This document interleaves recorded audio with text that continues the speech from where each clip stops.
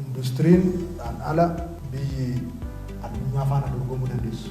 Industirii irratti hojjenne malee, industirii irratti jijjiirama bu'uuraa ofiinne malee biyya keessatti fedhii qabnu guutuudhaaf addunyaa irratti baafnee dorgomuudhaaf hin dandeenyu.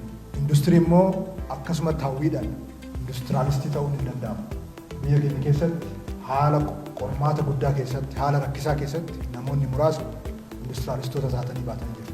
Industiraalistoonni warri taatanii baatan kun immoo biyya keenya industiraalaayis gochuudhaaf ka'umsa gaarii taatanii garuu immoo aadaa industirii itti babal'isnuu fi industiraalaayizeshinii itti gaggeessuu jijjiirtanii biyyi keenya bu'uurarraa gara industiriitti akka ceetu gochuudhaaf hundi keenya iyyuu hubannoo guutuudhaan waliin hojjechuu danda'u ture jira. Industiraalaayizii ta'uun harkaa fi sammuu wal quunnamsiisuu.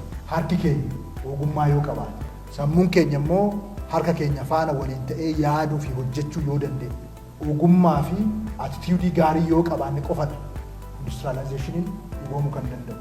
Industiraalistoonni weeraawusii gurguddaa qabdan nu barbaachistu. Kana caala babal'isuun nurra jiraata.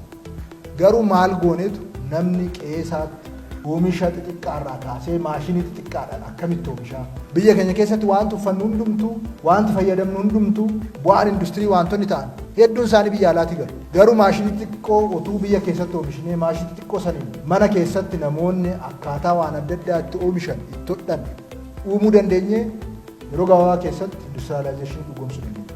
Haaluma wal fakkaatuun tokkoon namaa keessattuu jiraataan magaalaa ogummaa gaarii qabaatee ogummaa saniin akkaataa mana isaa keessatti kooteej industiriin itti babal'atu irratti hojjechuudhaaf sosochii adda addaa gochaa jirra. Kana lamaa yoo walitti finne yeroo gabaabaa keessatti industiraalaayizeshinii dhugoomsuu dandeenya.